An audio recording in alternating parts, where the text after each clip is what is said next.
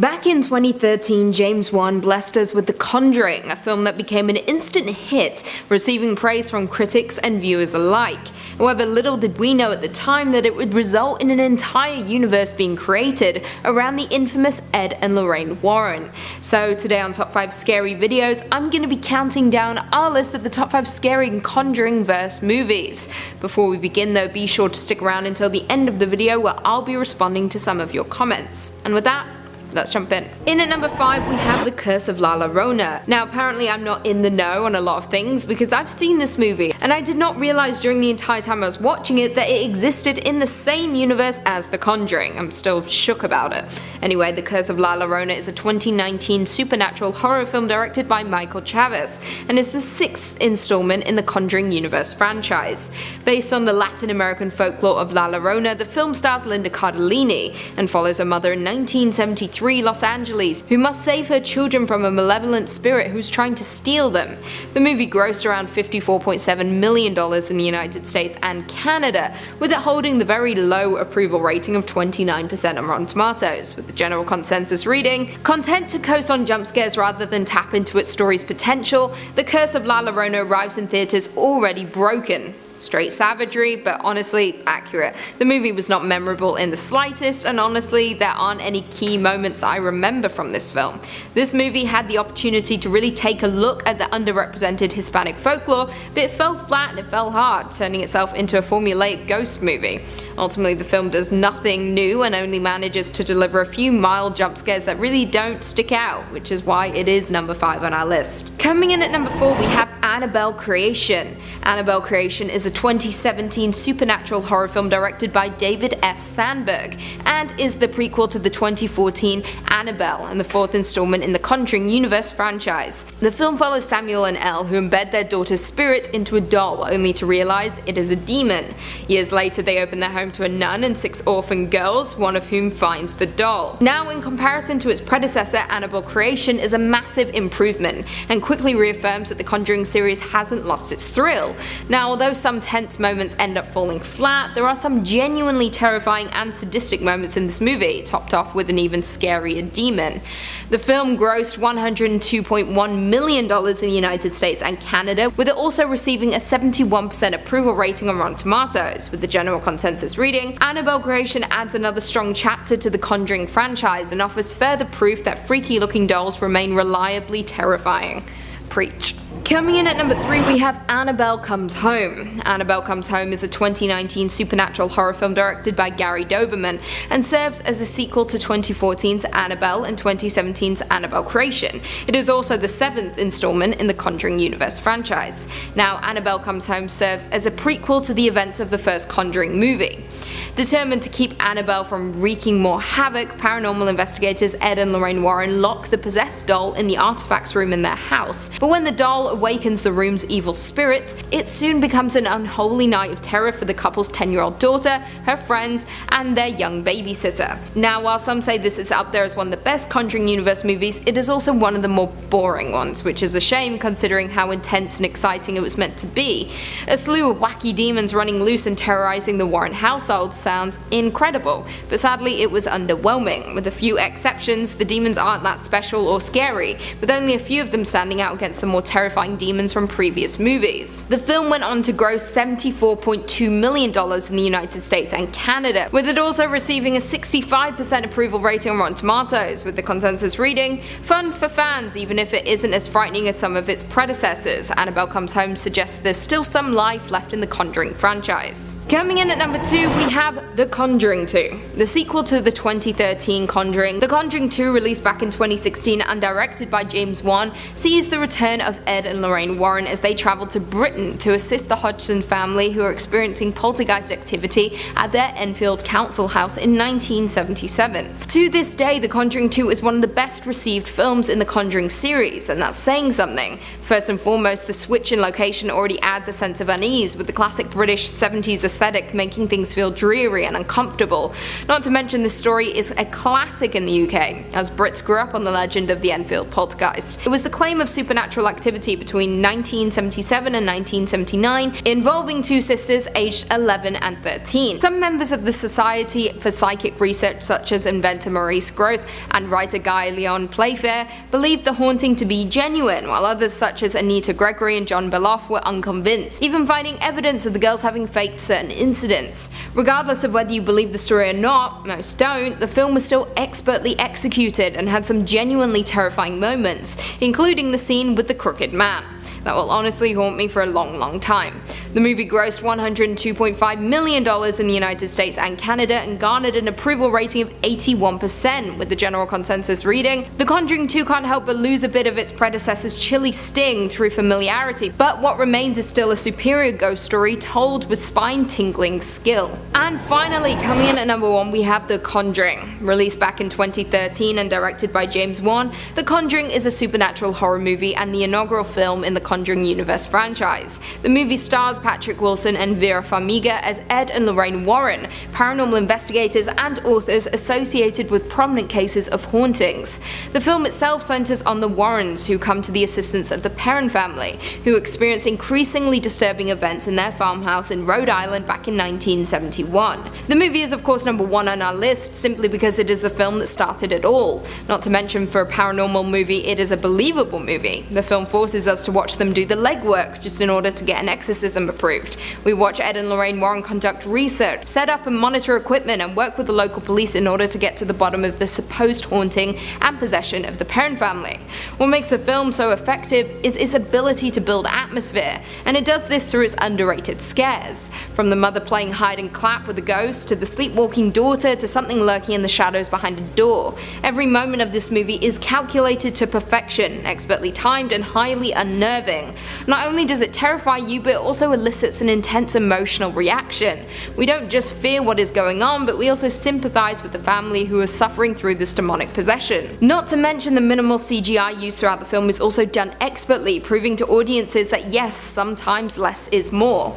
On Rotten Tomatoes, the film garnered an 85% approval rating, with the general consensus reading, "Well crafted and gleefully creepy, The Conjuring ratchets up dread through a series of effective old school scares." Coming in at number 5, we have The Ferryman. This is a demon who appears for a short amount of time in a movie that I didn't particularly enjoy, but he's certainly made an impact on a lot of people, that's for sure. Released in 2019 and directed by Gary Doberman, Annabelle Comes Home is the 7th installment in the Conjuring Universe and the sequel to Annabelle and Annabelle Creation.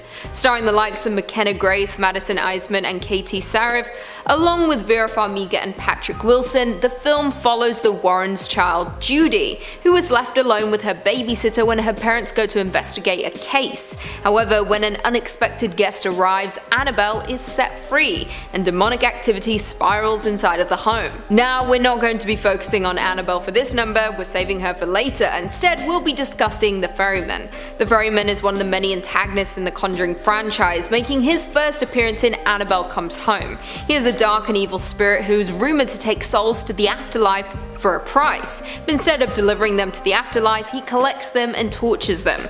The Ferryman was investigated by Ed and Lorraine Warren after the death of a girl by its hands. They conducted interviews by those affected, who told them stories of the Ferryman, who demanded a toll, or else their souls would be left. The Warrens collected coins from corpses that were cursed by the demon and had them blessed and locked away in their museum. However, in Annabelle Comes Home, this demon is woken up when the coins are tampered with, unleashing the hellish force, and he is truly terrifying to behold. Before we jump into number 4, be sure to give this video a big thumbs up, it really helps out a lot in the YouTube algorithm. Coming in at number 4, we have Bathsheba Sherman. Bathsheba Sherman was the first villain to traumatize all of us in the Conjuring universe, with her first appearing in The Conjuring. Released in 2013 and directed by James Wan, The Conjuring of course stars Patrick Wilson and Vera Farmiga as Ed and Lorraine Warren, paranormal investigators famous for being involved in prominent cases of hauntings, including the Amityville Horror. In the movie, the couple are contacted by the Perrons, a family who recently moved into a farmhouse and become tormented by a demonic presence inside of the home, with Ed and Lorraine Warren attempting to rid the family of the entity. Now, Bathsheba Sherman is the main antagonist of The Conjuring. She torments the family and possesses the mother Carolyn. Now, Bathsheba was a woman born in 1812 who was said to be related to a woman executed for witchcraft in Salem back in 1692. Jumping forward in time, she went on to marry a rich farmer and gave birth to a child. However, she attempted to use this child as a sacrifice to the devil, but was ultimately caught by her husband. Exposed, she climbed a tree on her property, proclaimed her love for the devil, and proceeded to curse those who would take her land, before ultimately taking her own life. Her spirit would now reside on the land and torment all those who tried to live there, aka the Perron family, who become the demon's victims before the Warrens step in to put an end to it. Coming in at number 3, we have La Llorona. Hailing from arguably the worst movie on our entire list, La Llorona is a terrifying entity that is not to be messed with. Released in 2019 and directed by Michael Chavez, The Curse of La Llorona is a supernatural horror starring the likes of Linda Cardellini, Raymond Cruz, and Patricia Velasquez, and follows a mother in 1973 who must save her children from a malevolent spirit named La Llorona and wishes to steal them. In real life, this spirit is also referred to as the Weeping Woman or the Wailer, and is a spirit who roams waterfront areas mourning her drowned children. Legend states that a beautiful woman named Maria married a rich conquistador with whom she bore 2 children. However, on one particular day she caught her husband with another woman, and in a fit of rage she drowned her children, with her suffering immediate regret. She then drowned herself but was unable to enter the afterlife, and instead was trapped in purgatory and roamed Earth searching for children to steal. So of course this seemed to be the perfect supernatural story to bring into the Conjuring universe. However, it failed to make any real kind of impact, with the movie falling short. However, despite that, the character of La Llorona is still pretty damn terrifying nonetheless. But she doesn't scare me cause I ain't a child. Can't snatch me. Coming in at number 2, we have Annabelle. Annabelle is perhaps the most popular and feared demon in the Conjuring universe, with her first appearing in The Conjuring before being introduced as the main antagonist in Annabelle, Annabelle Creation, and Annabelle Comes Home. Annabelle is considered to be one of the most dangerous and haunted items collected by Ed and Lorraine Warren over the years, with the demonic entity latching itself onto a porcelain doll, in the movies that is. In real life it took hold of a Raggedy Ann doll. Now, the Annabelle demon is a powerful demonic entity who torments those who have possession of the doll, with her moving around unseen. In The Conjuring, where she first appeared, Annabelle was released by Bathsheba Sherman, who we discussed before, with Bathsheba going to the home of the Warrens as revenge for investigating her home, and releasing Annabelle. However, let's look at the doll's backstory. In the movie Annabelle, a pregnant woman is gifted the doll by her husband. Not long after, Annabelle Higgins and her boyfriend, members of a satanic cult, break into the home, turning the doll into a conduit for evil when Annabelle takes her own life. A demon possesses the doll, posing as the ghost of Annabelle Higgins. We quickly discover how truly powerful Annabelle is when she begins to attract spirits from a nearby graveyard as the Warrens are attempting to transport her to their home. They manage to fashion a case out of glass from a decommissioned church though, and the evil is contained. But for how long? And finally, in at number 1 we have Valak, the nun. I mean, there is no demon stronger and more terrifying than the evil Valak, who first appeared in The Conjuring 2 before being the main antagonist in the prequel movie The Nun. Released in 2018 and directed by Corin Hardy, The Nun follows a Roman Catholic priest and a nun as they uncover a dark secret in 1952 Romania. Of course, we see Bonnie Aarons reprising her role as Valak, the demon nun. As we know, in The Conjuring 2, Valak was the antagonist who tormented Lorraine Warren, showing her horrific visions of her husband's potential death, and fighting off against her at the end of the movie. Now, I won't spoil what happens there for those who haven't seen The Conjuring 2, so we'll primarily just focus on The Nun, the prequel of sorts that was really Now, in the prequel, it is revealed that the monastery was built by a duke centuries prior who became obsessed with black magic and attempted to summon a demonic force. However, before he could, he was killed by fellow members of the Vatican, and the rift was sealed with the blood of Christ. When the monastery gets bombed during World War II, the evil spirit is released and takes on the form of a nun, with the demon being revealed to be Valak, who is now walking freely around the monastery every night, killing people one by one. She is truly terrifying in her physical form as the nun, and is utterly relentless and despicable. She rarely speaks, but is wickedly smart, even tricking the Warrens in The Conjuring 2. She also teamed up with Annabelle, making for 2 formidable yet terrifying opponents. Coming in at number 5, the television.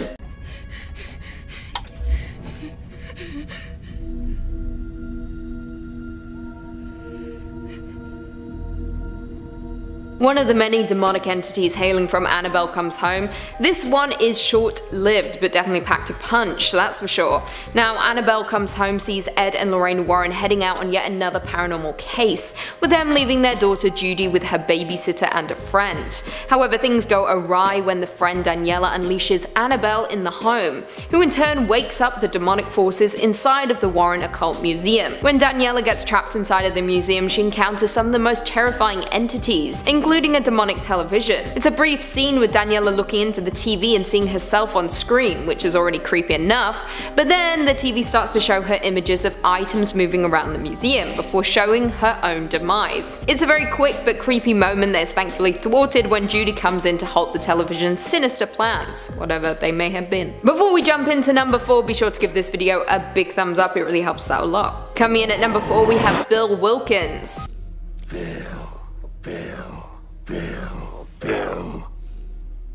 Bill who? My name is Bill Wilkins. One of 2 characters from The Conjuring 2 on our list, Bill Wilkins is a terrifying man who spooked the Hodgson family. Now, I am very well aware that he isn't technically a demon, but he was being controlled by a demon, so let me have this, otherwise this list doesn't exist. The Conjuring 2 saw the return of Ed and Lorraine Warren, with them heading across the seas to the UK to visit the Hodgsons, a family who are tormented by a demon, with one of their daughters even being possessed by a former resident, resulting in some very frightening moments. Now, Bill Wilkins is the former resident who possesses Janet. He was a 72-year-old man who died after he went blind and had a hemorrhage. Bleak. He was incredibly possessive of his home and died in his chair. That seems to be the source of some of the hauntings. Bill seems to have a strong hatred towards the Hodgson family simply because they live in his former home. He's very vengeful, angry, and taunts the family, particularly Janet. However, it is later revealed in a recording that Bill was simply being used by Valak the demon as a way to torment Ed and Lorraine Warren. Despite this fact, he is still a truly terrifying character throughout the movie, an imposing figure that you won't forget quickly. Coming in at number 3 we have the Samurai. Now, very little is known about the samurai armor that appeared in Annabelle Comes Home, however, despite that fact, it is still incredibly unsettling.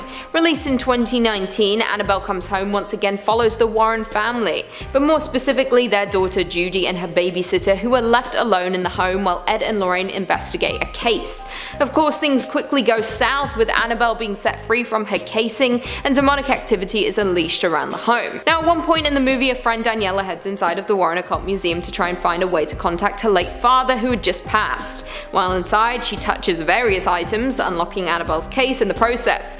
With the demon being set loose, the energy brings the samurai and other spirits to life, with them tormenting the home. In one moment, the helmet of the armor spins all the way around, startling Daniela with her frozen in place inside of the museum. Now, it is said that the samurai was an unnamed warrior in Japan who supposedly attacked and killed many innocent people, including families, without any kind of remorse. The Warrens came into possession of the armor, blessed it, and sealed it away in their occult museum. Coming in at number 2, Black Shuck.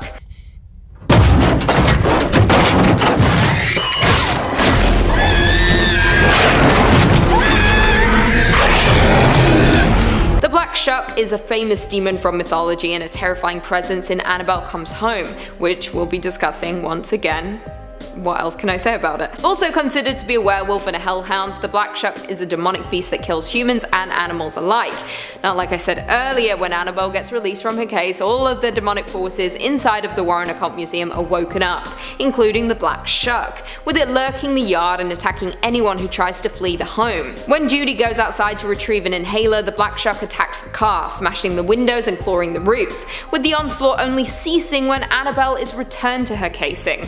Now, the Black Shuck was originally investigated by Ed and Lorraine Warren after a string of livestock deaths throughout England, with the couple tying it to the hellhound. They were able to bind the Black Shuck and contain it inside of a book, with the book being blessed and placed inside of their museum. That was until Annabelle set it free for a period of time, allowing it to wreak havoc around the Warren home and terrifying everyone in the process, including us. And finally, in at number 1 we have the Crooked Man, aka Valak.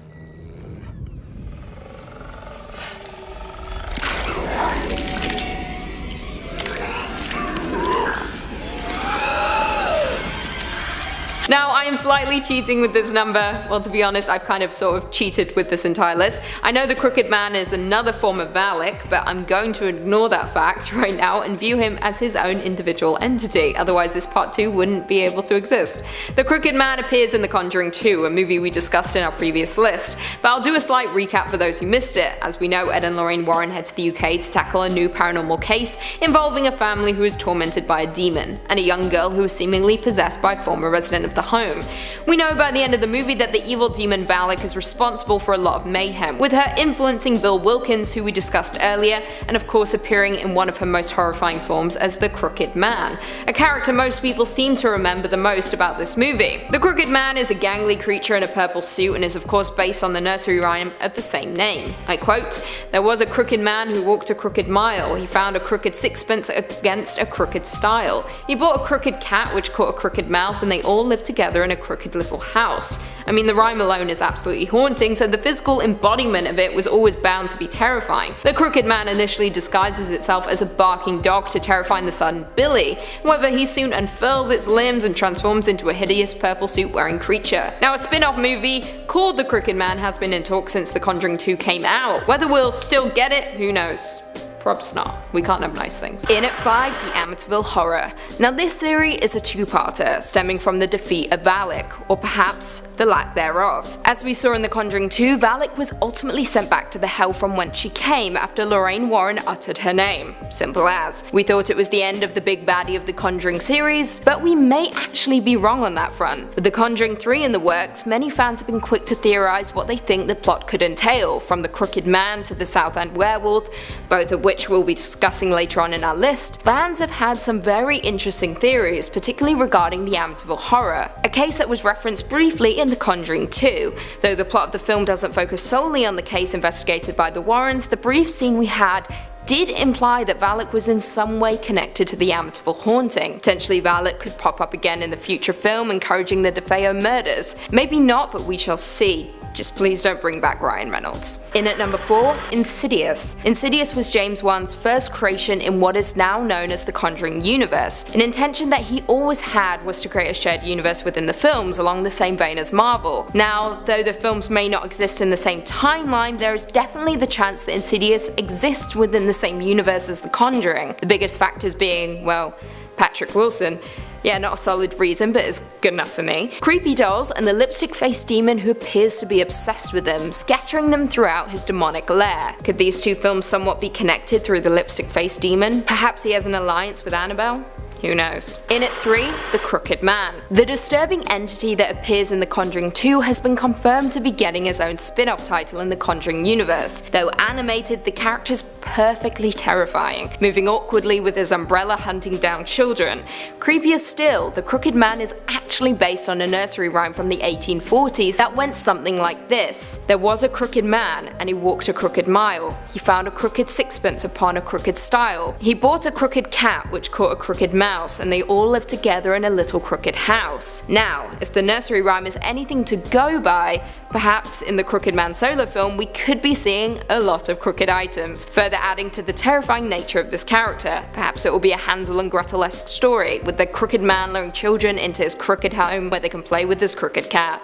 I'm terrified already. In at 2, the South End Werewolf. There have been a lot of rumours and speculation recently about what the third Conjuring film could focus on, and one answer that has emerged out of the cosmos is the South End Werewolf, another case investigated by the Warrens. Born in South End, William Ramsey discovered something wasn't quite right with him when he was just 9 years old. He was overcome with overwhelming rage and hatred, resulting in him uprooting a fence and gnawing on the wire meshing. Time passed, he grew older, and William never faced another incident like the one he had at 9 years old, until one night when he was out with some friends at a pub. He was overcome with the same animalistic rage he encountered when he was younger. He ran to the bathroom, and there, looking back at him in the mirror, was a werewolf. However, worse was still to come.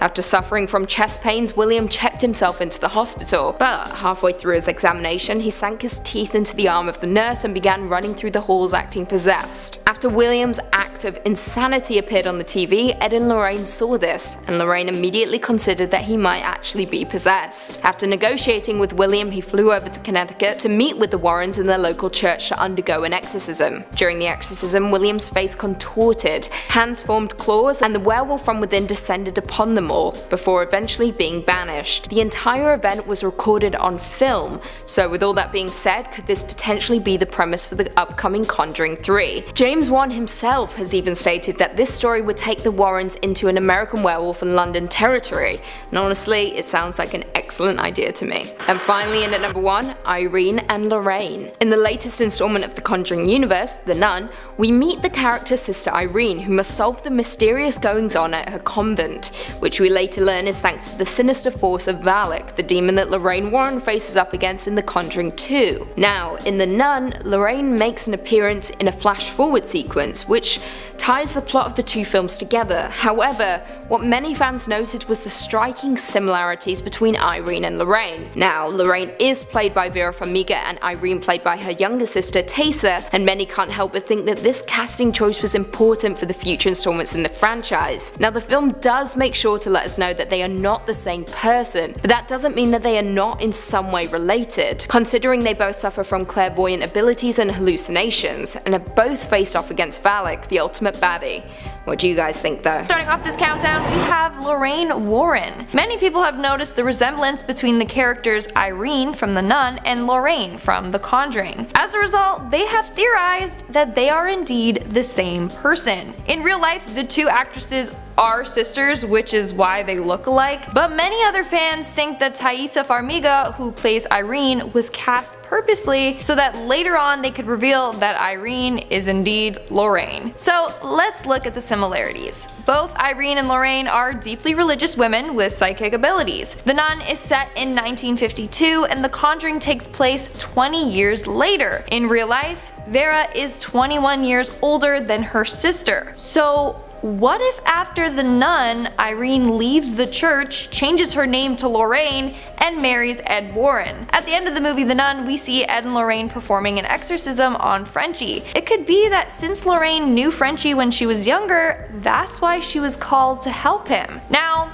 I know that if this is true, then The Conjuring 2 wouldn't make any sense, because in that movie Lorraine doesn't know Valak's name in order to banish it, when in The Nun, Irene clearly knows this. This has led fans to think that The Nun 2 will focus on Irene's life and how maybe she developed amnesia, making her forget the events that happened with Valak. Then it will be revealed that she in fact is Lorraine. Let me know what you think in the comments below. Was she cast because she's just a talented actress perfect for the role, or because they needed someone that looked like Lorraine to fulfill the story's needs? In our fourth spot, we have the Crooked Man. The Crooked Man is a pretty terrifying character from The Conjuring 2. In the movie, the Crooked Man was just a manifestation of the demon Valak that he would use to scare the Hodgson family. But what you may not know is that the Crooked Man is actually based on a nursery rhyme from the 1840s. The nursery rhyme goes as so: he found a crooked sixpence upon a crooked stile. He bought a crooked cat, which caught a crooked mouse,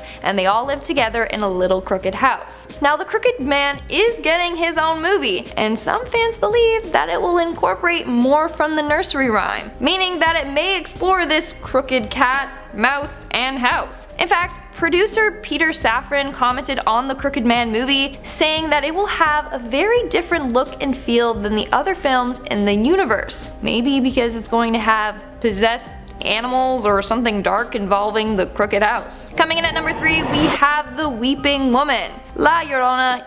Yes, I know I can't say her name properly, I can't do the little the tongue roll, but excuse me for that. La Llorona, otherwise known as the Weeping Woman, got her own movie which is connected to the Conjuring Universe. In particular, it was connected to the movie Annabelle. Now, theory goes that La Llorona will make a comeback and this time will face the Warrens. At the end of the movie, after all the credits, there's a moment where you can hear the distinct cry of the Weeping Woman. It may just be that she was only temporarily defeated and now she's back again. It's theorized that the Warrens may be brought into this case to deal with La Llorona. In fact, there was a scene that was supposed to be at the end of the movie which was then later removed. In this scene, we see Anna hand over La Llorona's necklace to Raphael for safekeeping. Then apparently Raphael said that he knows someone on on the East Coast who can keep it safe, aka the Warrens. Maybe the necklace will make an appearance in the Warrens' room of cursed objects, and maybe we will see this in The Conjuring 3. In our second spot, we have the ultimate battle. This next theory suggests that in an upcoming movie, the Warrens, alongside some of the other characters, will all team up to take down the forces of evil. If so, this would be the ultimate showdown. So who would the Warrens team up with? Well, we have Father Perez, who was in Annabelle and in La Llorona. In Annabelle, Perez was contacted to help after the spirit that possessed the Annabelle doll then threatens a family. He has experience with the Annabelle demon. Then we have Rafael Oliveira, who helped defeat La Llorona. These two men might just join the Warren side in order to fight either several demons or just one big demonic entity. And in our number one spot, we have Sister Charlotte. So for those of you who have seen the prequel to Annabelle, which is Annabelle Creation, you would know that it follows around Sister Charlotte as she cares for some orphans. Well, Reddit user JohnDeBomb44 theorized that during the film, Sister Charlotte actually gets possessed by the demon Valak. It was then possessed Charlotte who created the notes that led Janice to open the door, freeing Annabelle. In one of the scenes in Annabelle Creation, you can see Valak in a photo with Sister Charlotte. From the movie The Nun, which takes place 3 years before Annabelle Creation, we know that almost all the nuns were killed, except Sister Charlotte. How come? How or why did she survive? Well, it's probably because she got possessed. If Annabelle was sealed in that room surrounded by Bible pages and such, how would she be able to leave notes around for the children to find? Well, it's because Valak was the one doing this to free Annabelle through Charlotte. Let's look at more evidence they used to support this theory. One night, Janice and the other girls are going to throw Annabelle down a well. They start to hear weird sounds and footsteps from behind them. They turn around, there's nothing. But they can sense that something's there. Then all of a sudden, Sister Charlotte is there. How did she just appear out of thin air? The girls would have seen her there. There were no obstacles for her to hide behind. Then Valak appears when Charlotte wheels Janice out for some sunshine. A nun, who is most likely Valak since it's the only demon that disguises itself as a nun, then wheels Janice into the barn. Then we have the fact that Charlotte is spared by the Annabelle demon while all the other adults die. Why is this? Because Valak is using her and frequently possessing her. What if The Conjuring was real? For those of you who haven't seen the movie The Conjuring, what are you doing with your life? I can honestly say it's one of the best horror movies out there. So if you're into horror movies, it's definitely worth the watch. But just a little recap for you guys. This movie came out in 2013. It takes place in 1970 when a husband and wife, Ed and Lorraine Warren, who also happen to be paranormal investigators and demonologists, are summoned to the home of Caroline and Roger Perrin. The Perrins and their 5 daughters have recently moved into a secluded farmhouse, where a supernatural presence has made itself known. Though the manifestations are relatively benign at first, events soon escalate in horrifying fashion, especially after the Warrens discover the house's terrifying history. And these spirits are targeting the Perrin family wherever they go. So as you guys can see, this list is called What If The Conjuring Was Real? Well, terrifyingly enough, this movie is actually based on a true story. Yes, this movie that's deemed as one of the scariest movies of all time is actually based off of true events. And not only is it based on a true story, it's said to be extremely accurate to the haunting that took place. So this isn't really a list on what if The Conjuring was real. It's more so describing the fact that this was extremely real and letting you guys know the horrifying facts behind it. So the real life story took place back in 1971. The characters of Ed and Lorraine are based off of the real life Warrens, who are in fact paranormal investigators. They have been called in to work on thousands of cases and help numerous families, but this case was by far one of their most chilling ones. For this case, Ed and Lorraine Warren were called to help a family named the Perrins, who had just moved into a Rhode Island farmhouse and experienced ghosts and terrifying occurrences. At first it was just little things like objects disappearing and hearing random noises. Then the daughters started to notice the spirits around the house. For the most part they were harmless, but there were a few that were angry. Caroline then looked up the history of the home and discovered that it belonged to the same family for 8 generations, and that most of them died under mysterious circumstances. Several of the children drowned in a nearby creek, one was murdered, and a few hung themselves in the attic. Now after the movie came out, the real-life Andrea Perrin, who was the eldest daughter in the family, said that The Conjuring was a fair reflection of the chaos and danger that the family faced on the farm. She said there were liberties taken and a few discrepancies, but overall it was what it claimed to be. Also, to make the film as true to the real events as they could,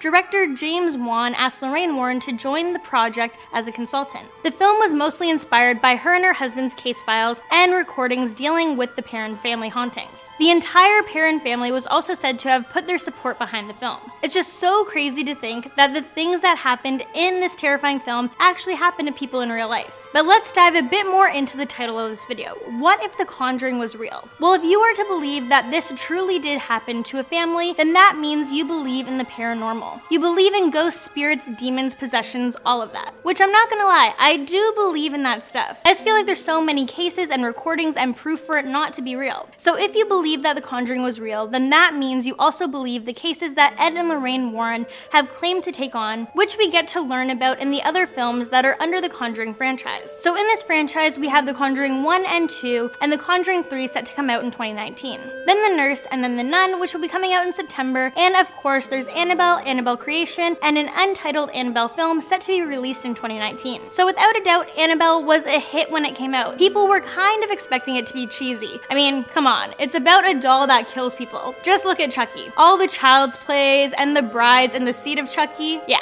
just cheese galore. With Annabelle, we got the exact opposite. It was actually a pretty terrifying movie, and a prequel to The Conjuring. And just like The Conjuring, this is based off a true story as well. And the fact that it's based off a true story just makes it that much scarier. This is actually one of the other popular cases out of the thousands that Ed and Lorraine Warren worked on, and it took place before The Conjuring. So if The Conjuring was real, then this case was as well. Long story short, it's about a couple that begins to experience terrifying supernatural occurrences involving a vintage doll shortly after their home is invaded by satanic cultists. And we know the doll in the movie looks completely terrifying, but the actual haunted doll is a Raggedy Ann doll. The Warrens say that the original Annabelle began her reign of terror in 1970, after being purchased in a hobby shop by a mother as a gift for her daughter. As soon as the doll made it into the house, the weird occurrences began. The daughter first said she would see the doll levitate. Then both the mother and daughter claimed the doll attacked them and even attempted to strangle a family friend. The Warrens were called and they diagnosed the doll as an inhuman demonic spirit. They then took the doll to their museum in Connecticut for safekeeping. She's kept in a glass box that is sealed with a key, ritualistic prayers, and holy water. About this, Lorraine says that she has a priest come and bless the museum and use prayers that bind the evil spirits. We actually have a list coming out next month about some super scary items that are at the Warrens Occult Museum, so make sure you keep your eyes out for that list. It's definitely one you're not going to want to miss. So yes, to end off this list, the events that took place in The Conjuring are based off of real life events. And same goes for the other movies related to The Conjuring. I still can't believe this actually happened to a family. Really creepy stuff.